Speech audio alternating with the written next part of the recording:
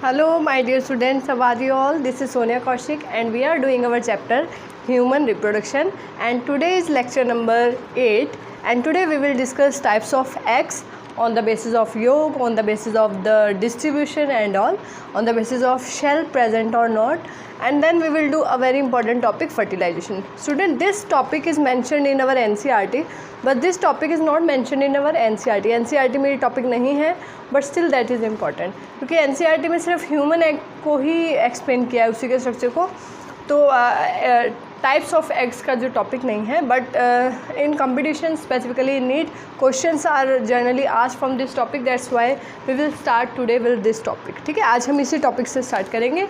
So let's start types of egg. तो सबसे पहले हम करेंगे students on the basis of yolk. अगर प्रेजेंट है, कम है, ज़्यादा है, तो उसके बेसिस पे हम बात करते हैं स्टूडेंट. तो सबसे पहले इसमें आएगा on the basis of yolk alecithal eggs. A means absent, जिसमें योक एब्सेंट है स्टूडेंट, योक एब्सेंट और वेरी लेस अमाउंट. ठीक है, और very less amount of yolk is present. And we can give example of alecithal egg is human egg. Alright, last lecture में हमने इसका structure भी किया था. तो human egg are generally alecithal. Now coming to microlecithal egg. Microlecithal student, जिसमें amount yolk का कम रहता है.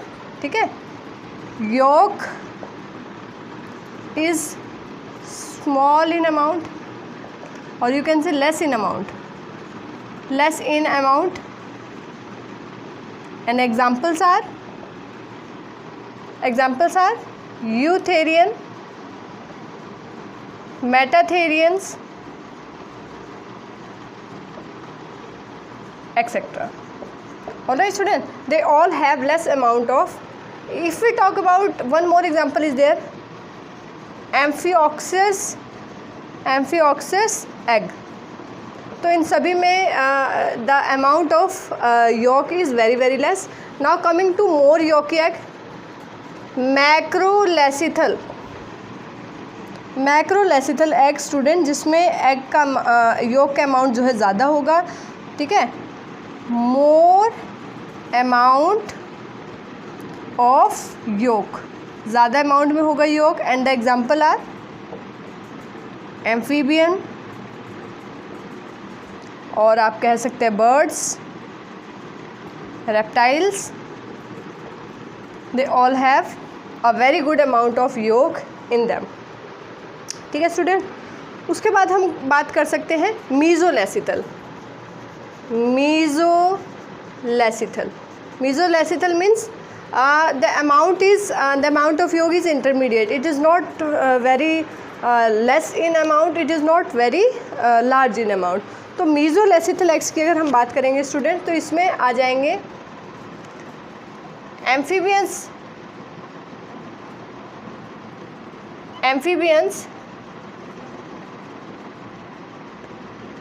AMPHIBIANS. हाँ, sometime amphibians are also come under this category, mesoleциtal. Okay, amphibians, and we can also take lungfishes. All right, primitive type of fishes. So this type of organism have mesoleциtal egg, means intermediate, ना तो कम है ना ज़्यादा है, intermediate amount of yolk. Intermediate amount of yolk is present. So on the basis of amount of yolk, that may be alecythal, microlecythal, macrolecythal and mesolecythal. Alright students, now coming to if we talk about macro, in case of insects also have a good amount of yolk that are also included in macrolecythal eggs. Now coming to the distribution of yolk, the types of egg on the basis of distribution of yolk.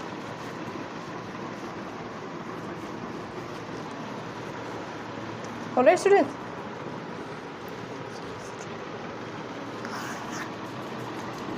on the basis of distribution of yolk, distribution of, so that may be isolacetal, means same amount of yolk is distributed in the egg, that is isolacetal. All right, and these eggs are generally microlacetal eggs. Microlacetal have less amount of yolk, so the examples are same that are in microlacetal. Then we will come to if yolk is you can say located inside the center of egg, that are centrolacetal eggs. More amount of yolk is concentrated in the center region of the egg. All right, suppose this is the egg and so they have yolk in the center, centrolacetal egg. So we can take example of insects in this case. ठीक है, insects के अंदर ज़्यादातर किस तरीके का egg होगा student? Centrolecithal eggs रहेगा. ठीक है, उसके बाद हम बात करेंगे टीलोलेसिथल eggs.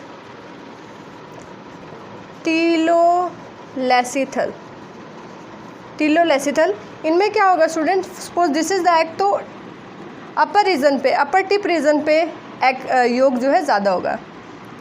Yoke is present on polar region, upside आप कह सकते हैं. ठीक है, और इन एग्स की खास बात होती है स्टूडेंट्स, ये मैक्रोलेसिथल रहते हैं. They are macrolecithal. ठीक है, मैक्रोलेसिथल यानी कि इसमें अमाउंट जो है योक का अमाउंट जो है ज़्यादा रहता है. उसके बाद हम कहेंगे डिस्कॉइडल टाइप. डिस्कॉइडल टाइप जिसमें एक डिस्क शेप की फॉर्म में जो है योक जो है प्रेजेंट रहता है. तो ये डिस्कॉइडल शेप एग्स या डिस्कॉइडल टाइप ऑफ डिस्ट्रीब्यूशन ये हो सकता है स्टूडेंट बर्ड्स में, रेप्टाइल्स में. ठीक है, birds and reptiles. So this is all about the types of eggs on the basis of the position of yolk where it is present. Alright, now on the basis of that the shell is present around the egg or not, like bird के जो eggs अगर आपने देखे हो, they have a calcareous shell around it. उसमें calcium की shell होती है स्टूडेंट्स. ठीक है, तो ऐसे eggs that having shell, जिनमें shells होती हैं उनको क्लिडोइक egg बोलते हैं. and the cells that eggs that do not have that shell, outer covering जिनमें नहीं है, उनको हम नॉन क्लियोइडिक eggs में रखते हैं. so eggs किसके बेसिस पे? on the basis of shell. ठीक है, तो एग्स इस कैटेगरी में 2 टाइप्स के हैं स्टूडेंट्स,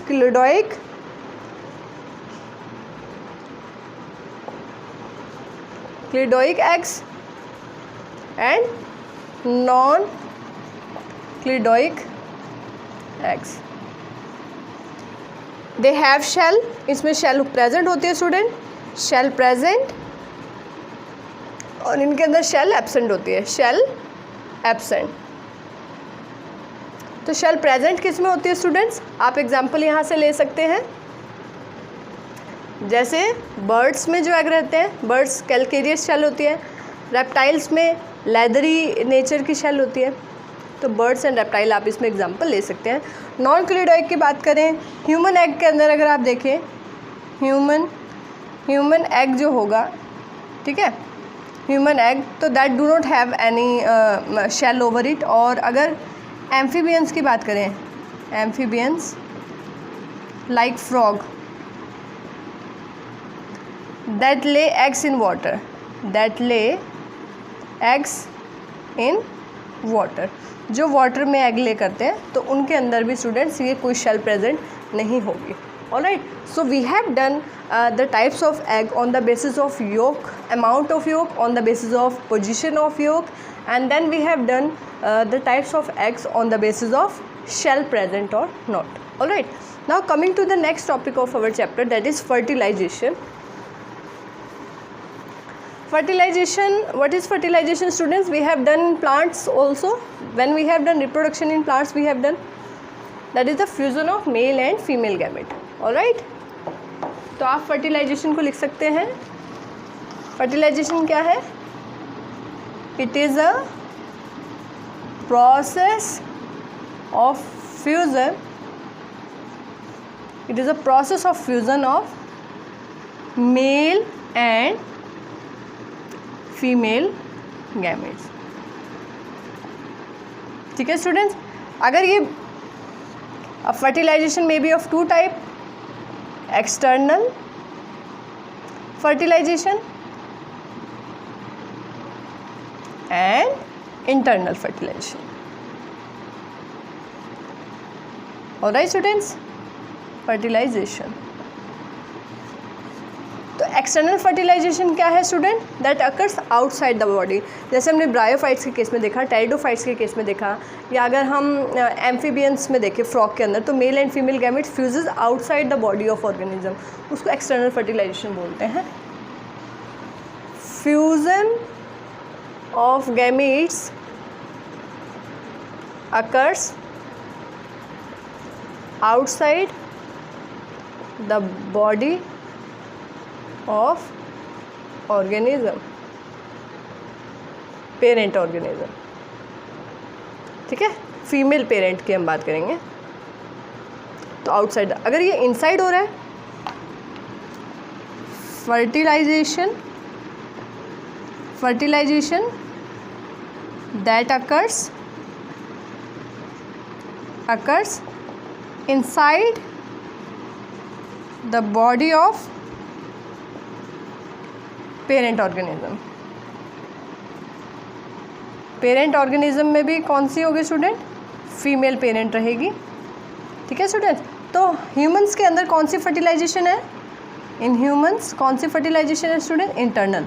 और internal fertilization is also called in vivo. In vivo that is taking place inside the body. All right, अगर एक्सटर्नल हो रही है तो हम एक्सटर्नल में भी इन लैब, अगर ये लैब कंडीशंस में हो रही है स्टूडेंट तो हम इसको इन विट्रो भी कह सकते हैं। IVF, इन विट्रो फर्टिलाइजेशन के बारे में आपने सुना होगा। In that case sperm and ova that are isolated from male and female parent, and they got fused outside the body of the parent organism, that is called in vitro fertilization, and that is a very good, you can say that is act as a boon for the parents that are infertile, you can say, and the parents that have blocked fallopian tubes or that have some problem in formation of sperm or amount of sperm, number of sperm. All right, so this is all about. Now coming to the site of fertilization. fertilization कहाँ होती है student? site of fertilization,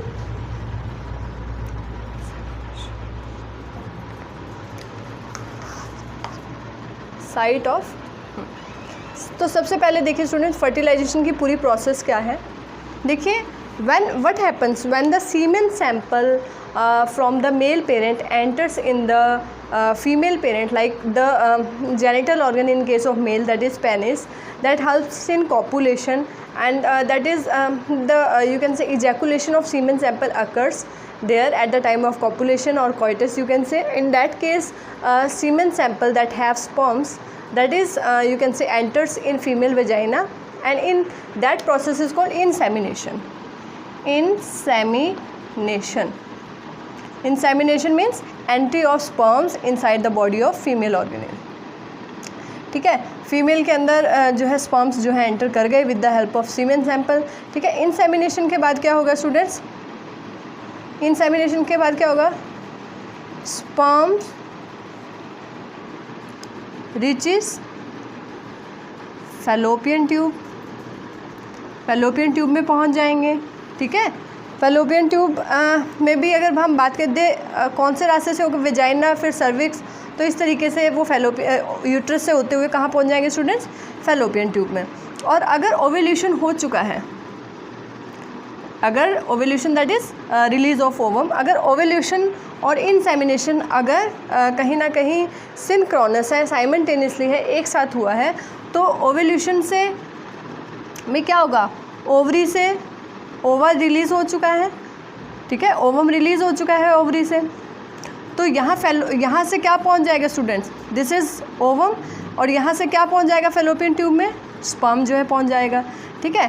तो fallopian tube में कहाँ पे, अगर हम बात करें फैलोपियन ट्यूब पे किस साइड पे फर्टिलाइजेशन होती है, फ्यूज़न किस साइड पे होता है, तो that is students ampulla,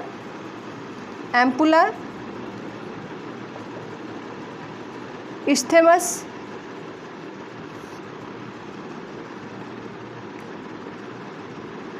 ampulla isthmus junction, ठीक है स्टूडेंट। एम्पुला इस्थेमस जंक्शन में क्या होगा, फर्टिलाइजेशन होगा, फ्यूज़न होगा मेल एंड फीमेल का, ऑलराइट। सो इंसेमिनेशन के बाद और अगर ओव्यूलेशन दोनों सेम टाइम पे हुआ है तभी 10 to 17 डे को जो है, क्योंकि 14th डे में ओव्यूलेशन होता है स्टूडेंट्स, तो 10 to 17 day is also regarded as fertile period in case of females, ठीक है। फर्टिलाइजेशन पीरियड उसी को कहा जाता है 10 to 17 डे। तो एम्पुला इस्थेमस जंक्शन में फर्टिलाइजेशन हुआ तो क्या बन जाएगा स्टूडेंट्स, फ्यूज़न के बाद, तो यहाँ पे क्या हो जाएगी, फर्टिलाइजेशन, फर्टिलाइजेशन के बाद क्या बन जाएगा, जाइगोट, ठीक है। जाइगोट यानी कि sperm and over fuse to form zygote, one cell zygote यहाँ पे बन जाएगा, ठीक है। फिर जाइगोट में क्या होगी, क्लीवेज होगी और क्या होगा, एम्ब्रियो बनेगा, एम्ब्रियो सिंथेसिस स्टार्ट हो जाएगी। तो इस जाइगोट के अंदर फर्स्ट क्लीवेज जो होती है that is induced by first cleavage is induced bye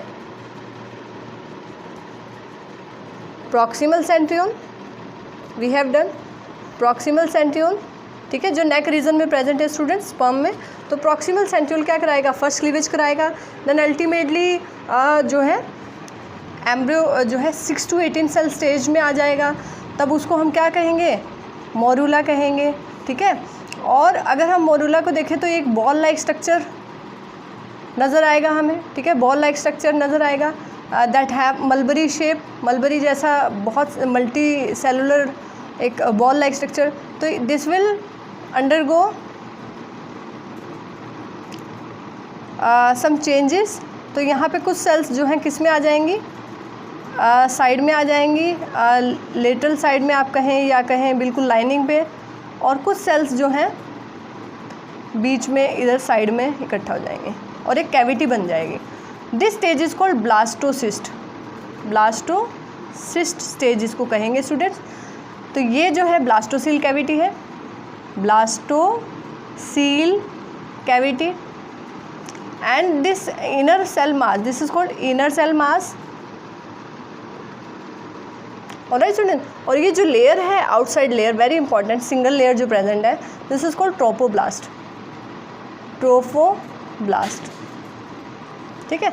हम इसको पूरा डायग्रामेटिकली भी करेंगे। This is the basic idea कि फर्टिलाइजेशन कैसे हो रही है। तो स्टूडेंट इंसेमिनेशन हुई, sperm reaches to fallopian tube, ठीक है, एम्पुला इस्थेमस जंक्शन में फर्टिलाइजेशन हुआ, जाइगोट बन जाएगा। फर्टिलाइजेशन कैसे हुआ स्टूडेंट, स्पर्म और ओवा का, स्पर्म के पास टेल है, मोटाइल है, इसलिए वो ओवा के पास पहुंच जाएगा।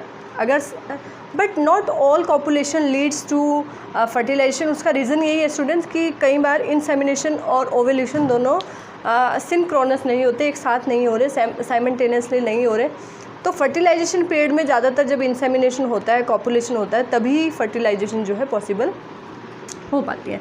तो स्टूडेंट ये जो ब्लास्टोसिस स्टेज है, इस स्टेज पे इसकी जो है इम्प्लांटेशन होती है, वो हम नेक्स्ट लेक्चर में करेंगे। इम्प्लांटेशन, ठीक है, इम्प्लांटेशन यानी कि यूट्रस के अंदर इम्प्लांट जो है एम्ब्रियो हो जाता है। तो that is this blastocyst stage, जब ब्लास्टोसिल कैविटी उसके अंदर बन जाती है। Alright student, so this is the basic idea of fertilization कि फर्टिलाइजेशन कैसे हुआ। अगर वो बॉडी के बाहर हो रहा है that is called external fertilization, अगर अंदर हो रहा है तो that is called internal fertilization, ठीक है स्टूडेंट्स। उसके बाद हम बात करते हैं फर्टिलाइजेशन को एक और टर्म से जाना जाता है student, that is also known as syngamy. इसको सिनगैमी भी कहते हैं स्टूडेंट, ठीक है। मेल एंड फीमेल गैमेट के फ्यूज़न को क्या कहते हैं? सिनगैमी। तो सिनगैमी के बाद क्या होगा स्टूडेंट? फ्यूज़न को तो हमने क्या कह दिया? Fusion of male and female gamete. जब male and female gamete fuse हुए तो उसको हमने फर्टिलाइजेशन कहा, या क्या कह दिया स्टूडेंट? सिनगैमी। सिनगैमी के बाद क्या होता है student? Plasmogamy. You should know the terms. Plasmogamy क्या है? साइटोप्लाज्म। जो स्पर्म और एग का साइटोप्लाज्म मिक्स होता है स्टूडेंट, उसको क्या कहते हैं हम लोग? Plasmogamy. Fusion of cytoplasm of sperm and ovum, sperm and ovum का, ठीक है। उसके बाद होती है स्टूडेंट न्यूक्लियस फ्यूजन। जब होगा उसको बोलेंगे karyogamy. This is the fusion of nucleus, ठीक है। किसका nucleus? Sperm and ovum. Sperm and ovum का जब न्यूक्लियस फ्यूज होगा स्टूडेंट, उसको क्या कहेंगे? कैरियोगैमी। एक बात यहाँ पे नोट करने के student, this is the egg और ये यहाँ पर स्पर्म है, तो स्पर्म का कौन सा बॉडी पार्ट है जो अंदर एंटर करता है? तो whole sperm is get enter into ovum, तो this is called phagocytosis. Phagocytosis process होगी स्टूडेंट, फैगोसाइटोसिस प्रोसेस होगी और ये पूरा स्पर्म जो है अंदर एंटर कर जाएगा। Whole sperm body enters into ovum, ठीक है। और ये जो मेल न्यूक्लियस है, जब ये साइटोप्लाज्म के अंदर जाएगा तो साइज़ उसका थोड़ा बड़ा हो जाएगा, तब उसको क्या कहेंगे? Pronuclei. Important question for NEET, pronuclei.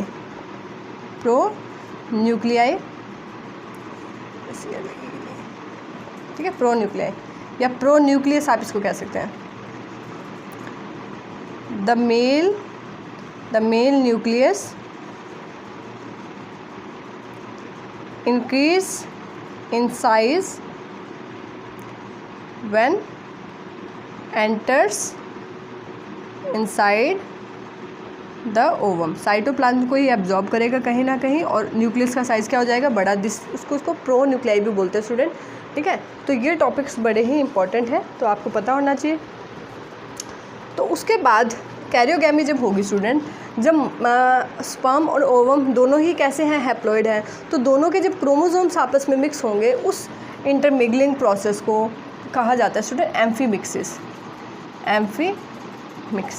Very very important, note कर लीजिए। तो सिनगैमी के बाद प्लाज्मोगैमी होगा, कैरियोगैमी होगा और फिर क्या होगा? एम्फीमिक्सिस।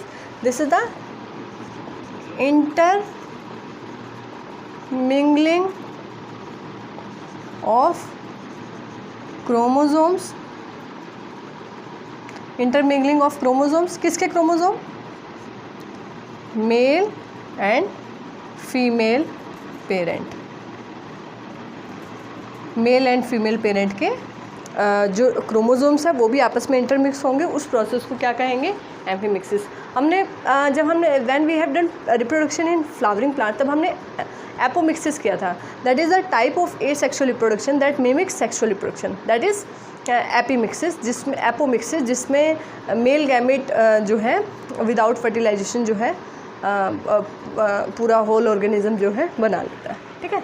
तो उसमें मिमिक्री वो कर रहा है सेक्सुअल रिप्रोडक्शन की, but actually that is asexual reproduction. Now coming to some need specific concept, ठीक है स्टूडेंट्स। ये बेसिक कंसेप्ट था जो आपकी सीबीएसई बोर्ड के लिए इम्पॉर्टेंट है, ठीक है। अब नीड स्पेसिफिक अगर हम टॉपिक देखें फर्टिलाइजेशन को, fertilization student, fertilization can be written SATION या आप इसको FERTILIZATI, बोथ आर करेक्ट, ठीक है। कुछ बुक्स में ऐसे लिखा होता है कुछ, तो both are correct. So fertilization की अगर हम बात करें स्टूडेंट, फर्टिलाइजेशन देखिए, suppose this is the ovum, ठीक है। आपको पता है ओवम में ये विटेलाइन मेम्ब्रेन है, फिर ये पेरीविटेलाइन स्पेस हो गया, ठीक है। उसके बाद क्या आती है? जोना पेलोसिडा आ जाती है, एंड उसके बाद क्या आ जाती है? फॉलिकुलर सेल्स की कोरोना रेडिएटा, ठीक है। लूज सेल्स जो है यहाँ पर रहते हैं, वो रहते हैं किसके, कोरोना रेडिएटा के, फॉलिकुलर सेल्स, ठीक है।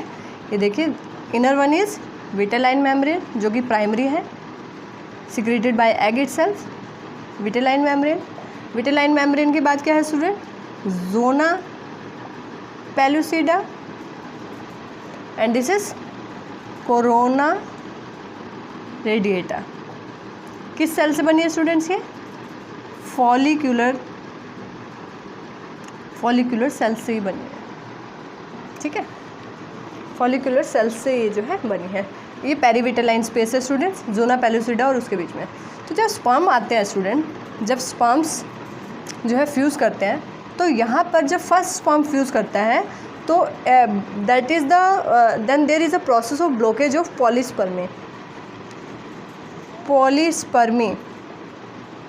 पॉलीस्पर्मी यानी कि एक से ज़्यादा स्पर्म यहाँ फ्यूज़ ना करें, ब्लॉक्ड आफ्टर फर्टिलाइजेशन। एक बार फ्यूज़न हो गया, फर्स्ट स्पर्म जो भी आएगा उसके साथ फ्यूज़न हो गया, स्पर्म अंदर चला जाता है, तो उसके बाद पॉलीस्पर्मी यानी कि उससे ज़्यादा स्पर्म फ्यूज़ नहीं कर सकते। तो that blockage to polyspermy is due to fertilizin membrane बन जाती है स्टूडेंट्स। देखिए, जैसे ही स्पर्म कोरोना रेडिएटा के इधर आएंगे तो यहाँ पर जोना पेलुसिडा की अगर हम बात करें, जोना पेलुसिडा और स्पर्म हेड में क्या होता है स्टूडेंट, एक्रोसोम होता है।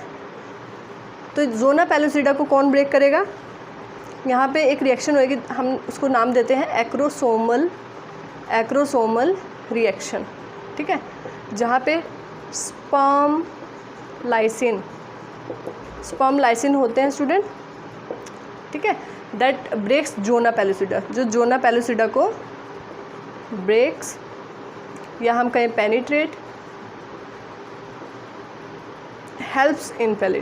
helps in penetration of zona pellucida, ठीक है।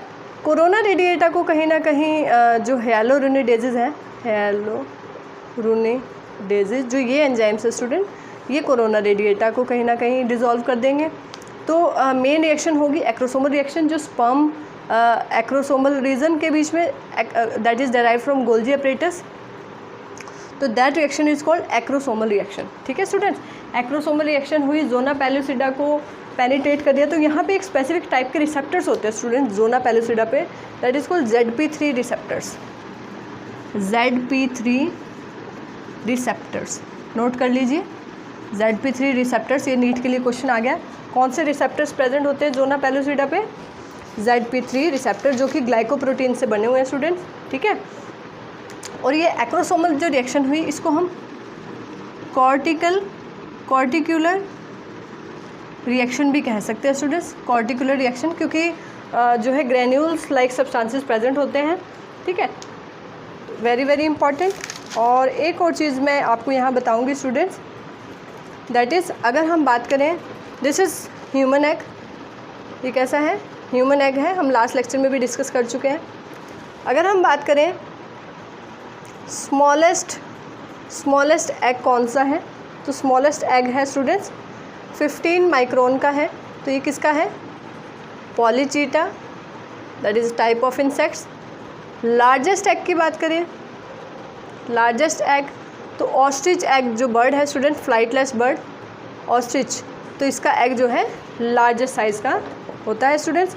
अब एक और कंपटीशन के लिए मैं आपको बात बता दूं, क्या एग और ओवम एक सेम है, egg equals to ovum, no, actually what is egg, egg is equals to ovum plus egg membranes, ठीक है, ओवम प्लस एग मेम्ब्रेन। देखिए यहाँ पर ये कोरोना रेडिएटा, आपने आउटर मेम्ब्रेन देखी, जोना पेलुसिडा, फिर विटेलाइन, तो विटेलाइन और zona pellucida this are primary and this is secondary. और इसके बाहर अगर शेल, ह्यूमंस में तो नहीं होता, लेकिन बर्ड्स में, रेप्टाइल में शेल है, वो तो टर्शरी मेम्ब्रेन। तो जब this ovum is along with this egg membranes, तब इसको हम एग बोलते हैं, ठीक है students. Otherwise it is called as ovum, ovum भी बोल सकते हैं, या फिर इसको क्या बोल सकते हैं हम लोग, oocyte भी बोल सकते हैं, oocyte भी इसको बोल सकते हैं, ठीक है स्टूडेंट्स। एक और इम्पॉर्टेंट क्वेश्चन आप नोट कर लीजिए, जब स्पर्म एग के पास आता है फ्यूज़न के लिए, then this ovum is converted to secondary oocyte। Secondary oocyte कब बनता है स्टूडेंट्स, यानी कि उसमें मियोसिस टू कब बनता है, कब होती है meiosis two, after sperm entry. जब स्पर्म एंट्री करता है स्टूडेंट तो मियोसिस टू होती है, ठीक है। तो एक पोलर बॉडी भी यहाँ पर बनती है, ठीक है। ये क्या बनेगा, मैच्योर ओवम इसको हम कहेंगे, plus polar body, second polar body यहाँ से बनेगी, ठीक है। वो डीजनरेट हो जाएगी, ठीक है। तो यानी कि इससे पहले स्पर्म एंट्री से पहले the oocyte is primary oocyte, very very important, ठीक है। तो स्टूडेंट्स आज हमने किया है types of egg on the basis of the amount of yolk, on the basis of position of yolk, ठीक है, on the basis of shells present और not. Then we have done the basic idea of fertilization, fertilization क्या है, humans के case में क्या fertilisation है और क्या क्या उसके अंदर स्टेप्स होते हैं, plasmogamy, karyogamy and all amphimixis, ठीक है। तो वो सब स्टेप किया है। In our next lecture number 8 we will discuss all this process diagrammatically with the help of the diagram of fallopian tube and uterus. तो हम पूरा देखेंगे कि किस तरीके से ये प्रोसेस है। So I will repeat the process with some new concepts, ठीक है, and we will complete this chapter in I hope we will complete this chapter in our next lecture. Thank you students.